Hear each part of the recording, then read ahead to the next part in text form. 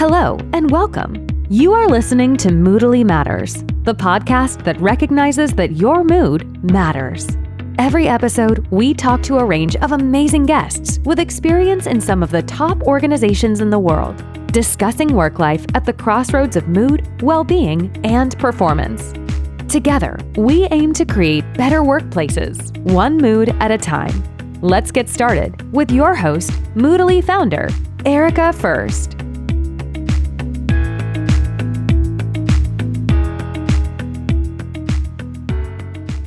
Hello, and thank you for being with us. I am Erika First, your host of Moodally Matters. In today's episode, I'm joined by Rula Al Amad. I invited Rula on today because she is a wife, mother, and a first-time entrepreneur after having a 25-year successful career in media.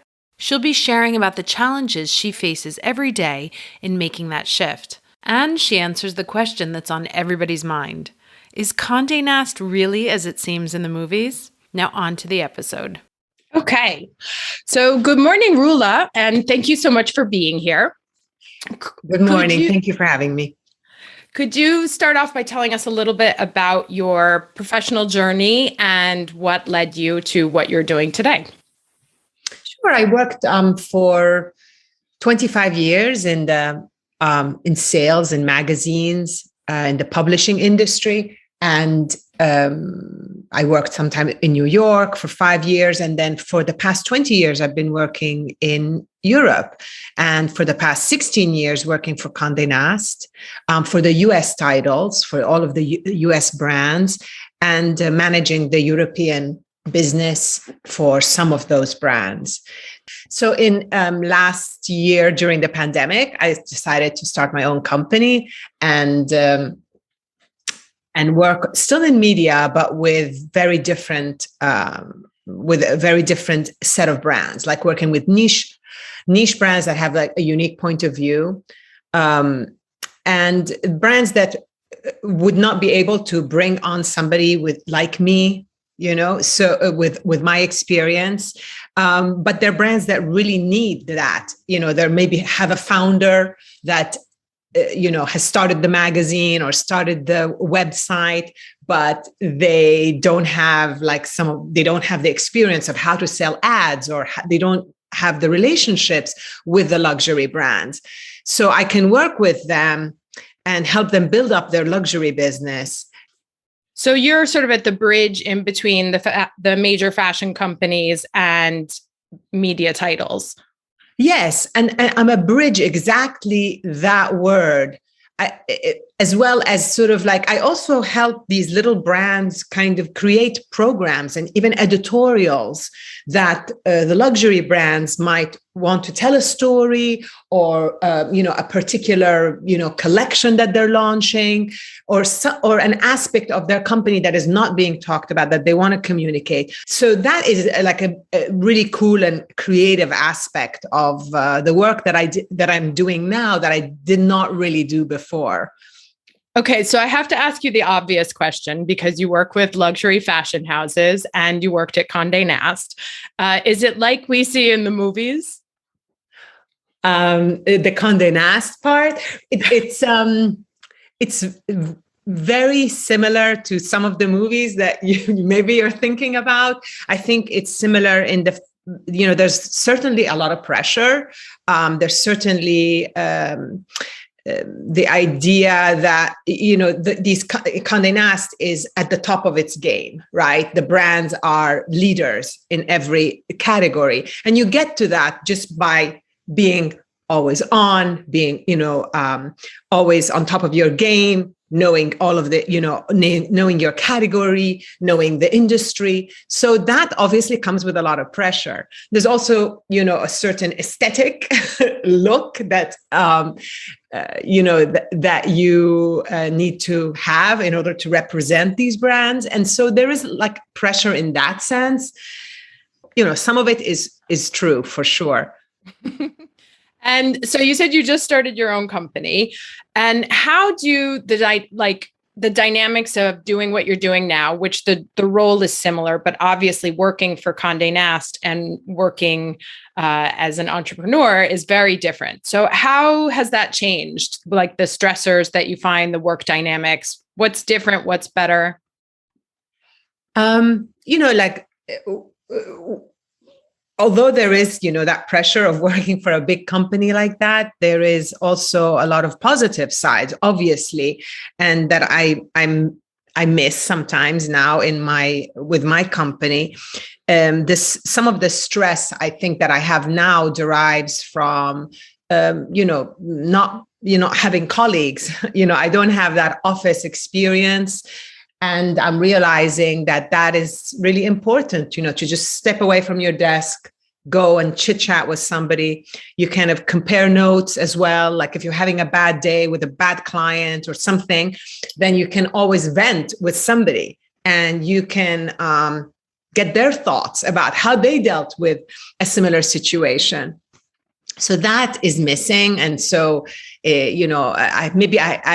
not it doesn't cause stress, but I'm not able to diffuse stress as much as I used to. So I think that would be for maybe the biggest thing right now. The absence of community, of people around you. The absence of community, yes, for sure.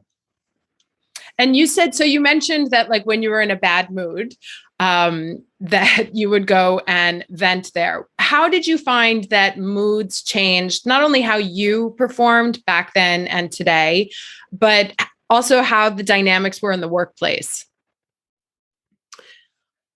Well, if I was having a bad day or I was in a bad mood or something happened that triggered, feelings of, just unsettling, then you could also go and diffuse it and talk to somebody, or you could share. If, on the other hand, somebody else was feeling that way, then you can also learn from their experience, and it kind of like it informs how you're going to deal with the situation later on if you encounter it. If now and back then, if it was a situation that you had to deal with somebody who was in a bad mood, or I was kind of not myself, then that is very difficult because, flow, the work of flow is not as easy. Ideas don't come as easily. You don't find solutions together as easily because you're constantly kind of resisting. I find like when I'm in a stressed mood, I'm like less open. I just want things to happen the way they're supposed to. And when I'm stressed, I'm less open to thinking of another idea. So, or finding another solution. And that means I'm also less open to, hear what these people have to say, or, even their mood, and maybe adapt a little bit my mood. So I don't know if that answers your question. Well, no, it super answers my question. And of course, like everything that you're saying intuitively, which I'm sure is not necessarily based in science, but there is scientific evidence that literally demonstrates everything that you've just said, that the creative part of our brains is actually shut off while we're in a bad mood. We're less flexible towards other people. So all of that, it's like we're kind of aware of on an intuitive level, but not necessarily on a conscious level. Intuitively, I know I would be responding better to this situation if I did not have this constant, this stress, that is kind of blocking me. I'm just less creative. I'm less accepting. I'm less everything when I'm, not in a good mood or stressed or have something else going on negative. And now, right, because it's not just work stress, we also bring our home life into the office, and we bring our office life into our home life as well. Yes. So now that you're an entrepreneur and you work on your own, we talked about how mood impacts in a group setting. How does your mood affect you now that you work for you? Now that I work for me, I'm the expert. I'm the leader of this thing that I'm doing, and so people look to me for the answer. But this means they're also looking to me constantly, and sometimes I have the feeling that I bit off more than I can chew, because sometimes the things all come all together, and I always have to be, know the answer or know how to behave, how to respond to something or have a solution in some way. So sometimes just the work, the amount of work can be stressful. Another thing is maybe because of the pandemic, maybe because I'm working from my home, you have less interpersonal, you don't see the people. I just see them on Zoom or emails or texts. Now it comes from everywhere, in Slack, texts, emails. And sometimes the emails can be curt, they can be a little bit, it can be a little bit off-putting because you can't read the expression of the person. You can't talk to them. So that's another stress that you have to, that kind of thing, you have to you work a little bit more, I think, because you have to try interpret what's happening. Also, just going back to not having the office experience, I don't have an occasion to step away and talk about something. I realize more now that kind of changing the landscape or changing the conversation, getting out of my head, really helps with managing stress and managing my mood.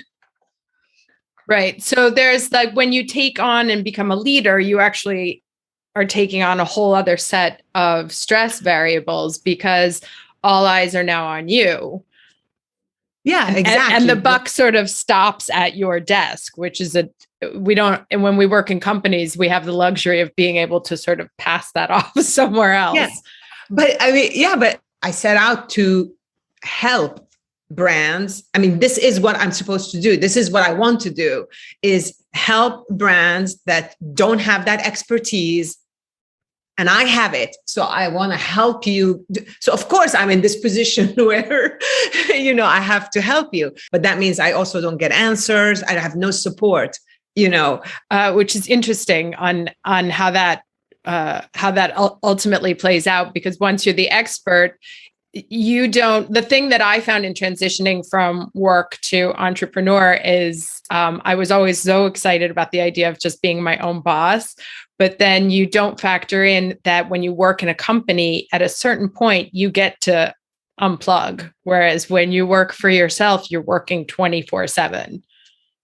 It is, that happens. And working from home, I just can be at my desk the whole time. I don't, I can get up and cook or do something, but I'm at my desk the whole time. So there's definitely that challenge. I really have to be disciplined about just shutting it down, on the weekend or on one of the days of the weekend, to kind of limit that overflowing into all of my life. And to also just gain back some space to think about other things, which I know is really important for my well-being. Right. And it sounds like you've come to this realization, but you might not yet be in a place where you've established a routine or boundaries. Yes. Yes. I have the realization. I don't have the discipline. Right. So what are the things that you think, I think some of them you've already mentioned, but what are the things you think you need to be able to best take care of yourself to make sure that you get to show up sane and healthy every day to do the job you want to do and also help these brands grow? Well, sometimes the motivation is a problem. I think, after the first now it's been a year. Okay. So after the first 6 months, I'm like, I did it. I started my company. This is great. And like, do I really have to continue doing this though? Like I've demonstrated I can do it, so there's that little bit of like, let's do the next 6 months. And media planning is not so much now, but it's quite cyclical. There's especially for fashion brands, there's the first semester and then there's the second semester. So once I'm done with the first semester, there's like a bit of a lull.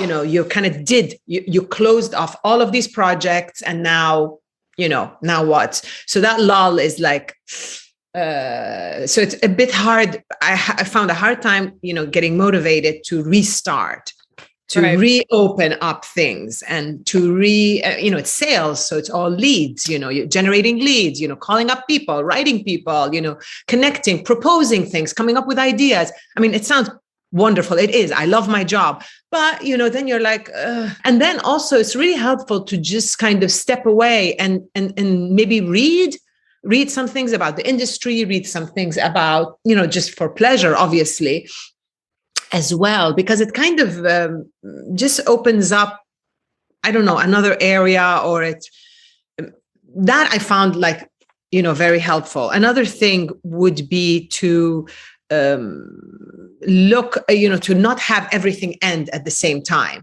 like have some projects or some things that are continuing. So you never have that lull, that complete, like, I'm done, I reached this goal, and so maybe like having other little goals has also helped me kind of like stay motivated, and having other things that are continuing that you need to finish, so not everything ends at the same time. Yeah. And that's interesting because actually the way the brain works is the moment that you've achieved, like you set yourself a goal, you achieve that goal. It's like, awesome, vacation. and we'll literally check out. And it's like, okay, no, I did that already. I don't need to do it again. So it's helpful to do like you're doing, which is put minor goals in a context of something bigger, like a 5-year plan. And then year 1, I want to get here. Year 2, I want to get here. Yes. So that you get the little dopamine tick from achieving, but you still have some ways to go. Yes. I realized after launching the company, I realized towards the end of the first 6 months that I was achieving, I was succeeding. And I was beginning to be like, do I really need to continue this? But I realized then what you're saying, what you just said, that I needed to kind of have another goal. Like originally I was just like, I need to get this off the ground and demonstrate to myself I can, this is going to happen. I can do this. Once achieved that, then I was like, oh, wait, that cannot be the only goal. I have to, have something else. Yeah. Like done, closing up shop. Yeah.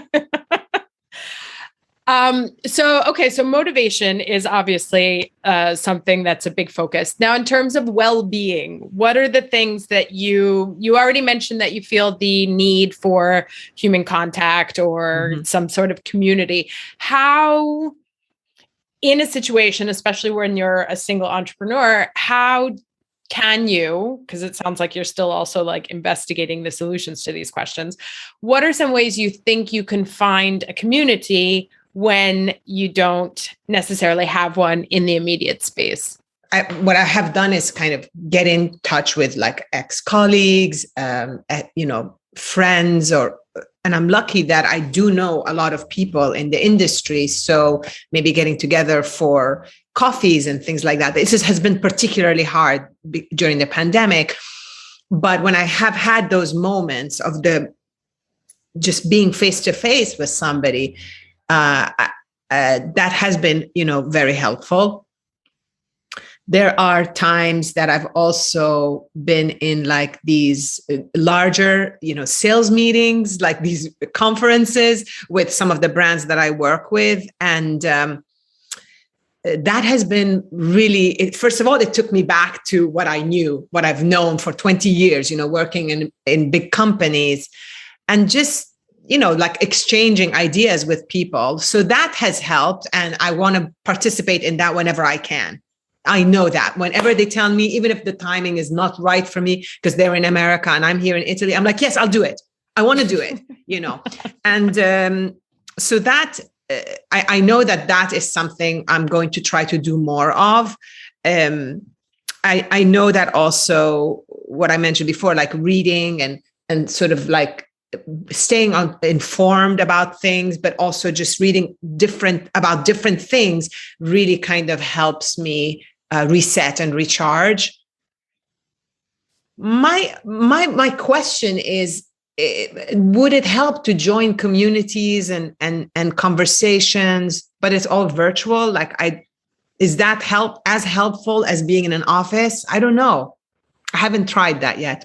Well, I know from my experience that there's a lot of like different founder groups, women's founder groups, or like, you can find on Facebook, or also just normal communities on the internet. Now there's a community for everything, basically.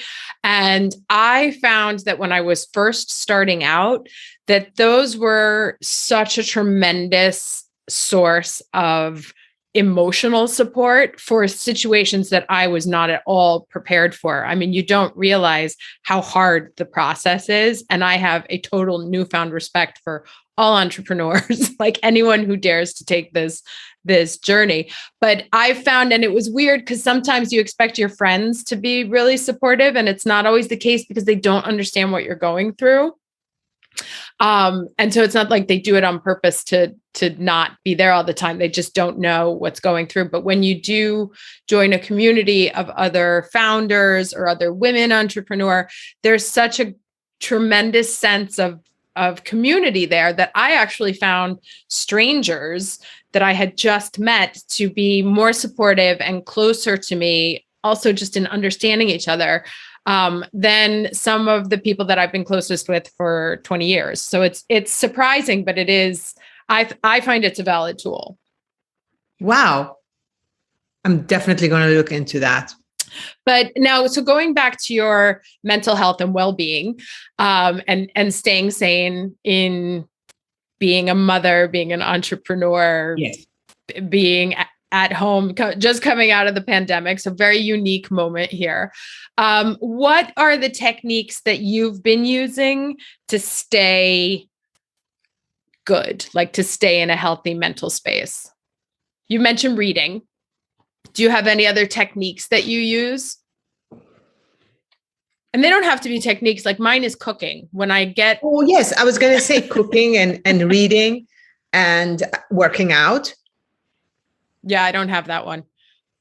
That is one of the hardest ones. But Erika, the first time I worked out, like after I hadn't worked out that night, I slept so much better and I noticed my mood different. And now I just keep reminding myself of that day when I don't feel like working out. I just keep reminding myself, Rula, remember how you felt that night. And the next day you felt good. You felt stronger, all of this. So I have to remind myself every day, every time. I don't work out every day, every time.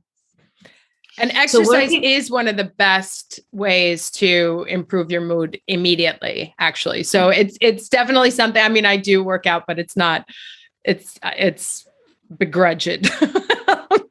I do the same thing. I'm like, you're going to feel better. So just go do it. Yes. But literally I have to really remind myself.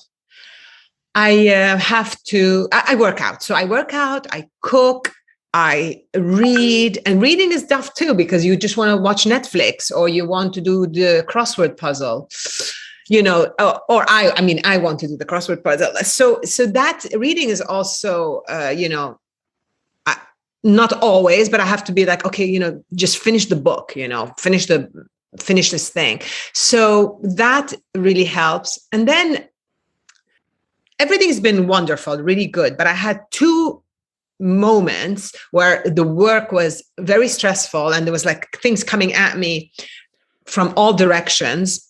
I reacted in a way that I wasn't, as caring, patient. I was a little, aggressive and a little, and I regretted it after, I did not feel good. And it kind of, after my mood was bad, because then every call I had after that, I was not as confident, I was not as strong, and I'm not as open then, because I had made a mistake. I saw that as I had made a mistake. And so I let stress get to me. I was emotional and I was flawed. I cracked, Right. So it affected then how I did other things after, completely unrelated to that meeting. That happened twice. And so I had to kind of take note of that and find ways that I can not get in that situation again. But it's kind of interesting because once it starts, it's kind of like a runaway train, right? And you're aware that it's happening, but it's hard to stop because we don't have the experience of stopping it because we're not usually aware. Like we're aware when it's growing, but by the time it hits, it's like, oh, too late now. Yes. But there are people who don't react there's people who are in those situations. I felt unprofessional. I felt like maybe I felt like a man would not have behaved that way. Do you know what I'm saying? Or not have reacted that way. Right. You know, like, so I don't know. Because then you have like this bad mood, like a stressful situation that you get kind of caught up in. And then there's a whole series of like shame and blame that comes afterwards. Yep. Right. Which then causes another series of, it becomes sort of like an endless spiral that takes you down to a very dark place. Yes. How do you get out of that? Well, I have some ideas. No, but this is the thing that's interesting is that there are some personalities that tend towards to be more reactionary than others, but there is also a skill of emotional regulation that anyone can learn. It's just a process of recognizing what the triggers are, like once you learn, like, what are the things that set you off, and being and developing the habit of recognizing those, but then also being able to say, like, there's kind of a tipping point moment where it's like, you even know cognitively that it's about to happen. We usually have a conversations with ourselves that's like, I don't. There's like someone in there that's like, don't. Yes. And you're like, no, I'm going for it. So it's learning it's learning how to give more credence to the don't voice, and then having kind of the skills that you need to turn it off in real time. It is doable. It's something, obviously what I've been working on, but it's a common thing that happens to most people, is that there's just this like sort of wave that happens, and we get to a point and then it's like, all right. Yeah. That's what happened. So I can think I understand how, or my own devices. I've had my own devices of getting out after it happened to sort of correct things. I mean, I had to not apologize, but I kind of said, I wasn't happy with our conversation. I kind of saved face. I didn't go, I'm so sorry. It wasn't like that. But so I know how to get out of after to correct the course. But while it's happening, I guess that is what I think maybe preparing throughout your day and throughout your week by constantly taking care of that, of your well-being, maybe avoids having these moments like where you can't, where it, not you can't control it, but it goes off the rails. Well, they are inevitable. I mean, obviously our body and our system is designed to respond like that because we're responding to fear. We fear that we're not able to handle that. Like there's a moment of us feeling overwhelmed by something, either emotionally or physically or, work to do. You just feel that sense of being overwhelmed kicks in an automatic response from our body. So it's there on purpose. Okay. Just being what I found in my own conversations and my own research is that most people are not conscious of our mood as a factor in these things, or that, yes, I can get out of that. Yes, I can recognize those things. And yes, I can actually train myself to turn that button off and say to the voice that's saying, don't, be like, you know what, you're right. And here's the 5 things that I know to do to calm myself down. And so it's kind of a new thing that I see coming up, which is, obviously why I started working in it. But the more conscious you are of the fact that your mood is a determinant factor and that process can actually be stopped is already a first step towards fixing it. Okay. Which is the good news.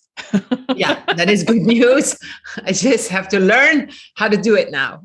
Yes, exactly. Well, that's the thing, the more we have awareness of how we're feeling, even just consciously being aware of how you're feeling and being consciously aware that there is a domino effect, that first I do this, then this happens, then this happens, then this happens, then this happens, and being like, okay, so at which point here can I sort of like intervene and stop the process is kind of the process, is the new process.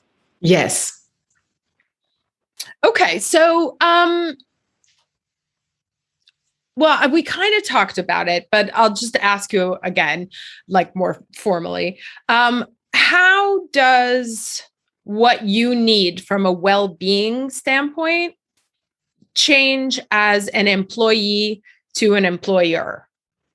Well, there was a point I had somebody helping me, coming on and helping me with some things, like an assistant, junior person that was just beginning in their, and so if I was in a off mood or I was stressed because I had my own work, because now there's somebody else that you have to give work to or tell them what to do, or originally this person I brought on needed some training as well, which is okay to do. I'm happy to do it when I'm not stressed, when I don't have my own thing, my own,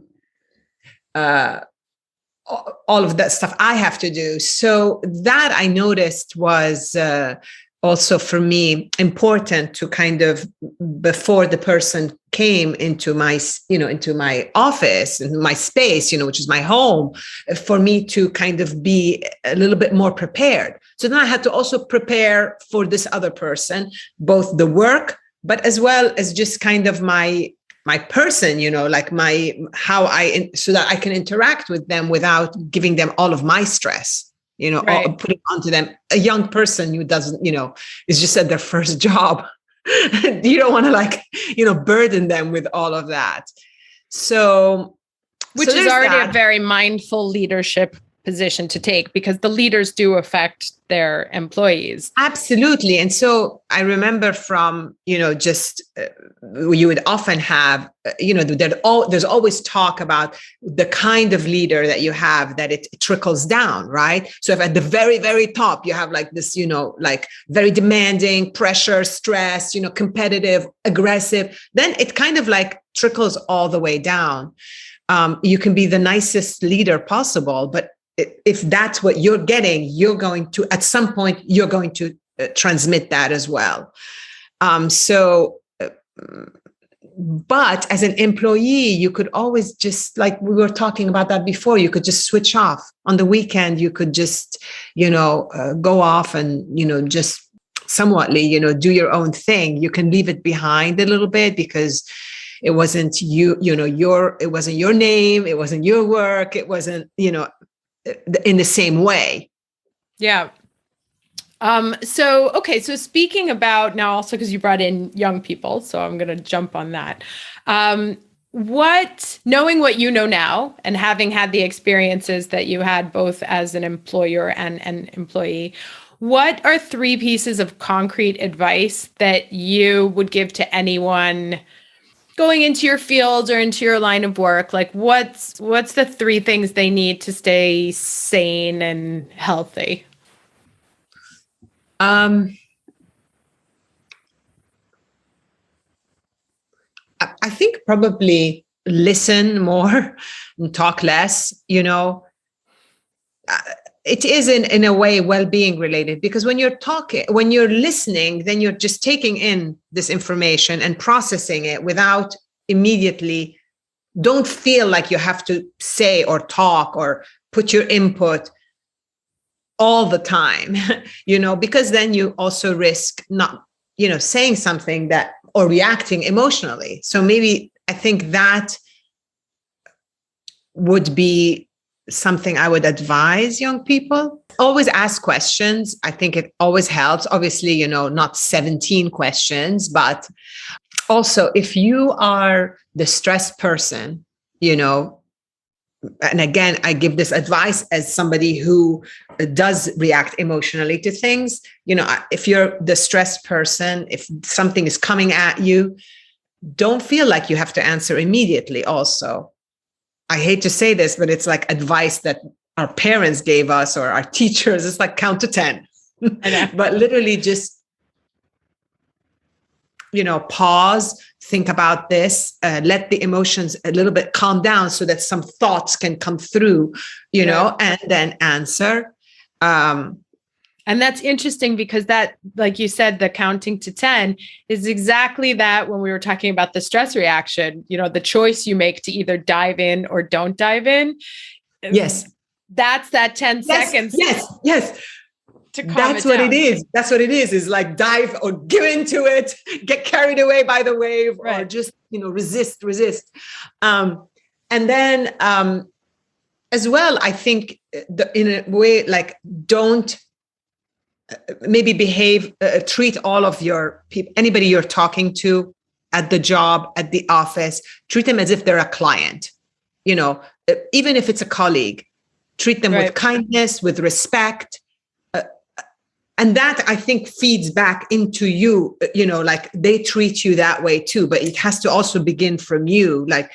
So this is something I think really important as well is I'm being that I have clients from all sides. I have clients that I'm selling to, but then the magazines I'm working with are also my clients. Before it used to be my boss. My boss is my number one client. But so I am constantly, being very patient, educating, talking kindly.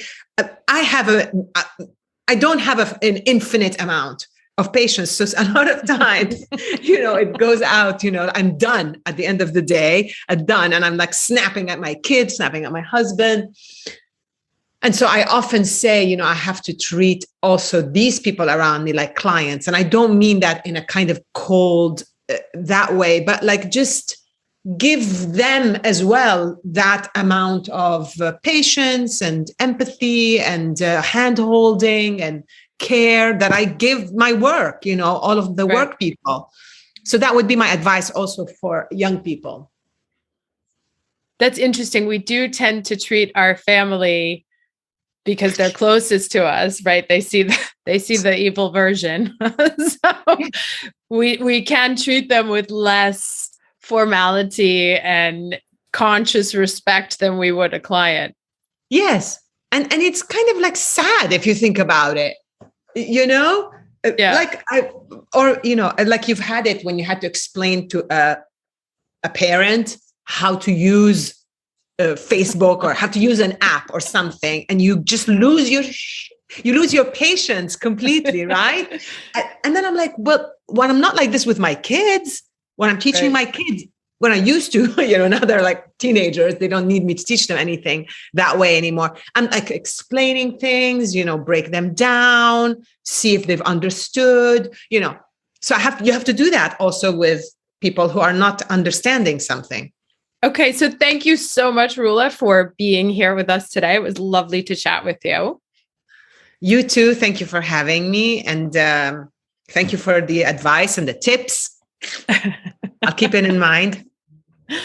Great. And we'll talk to you again soon. Okay. Ciao. Bye.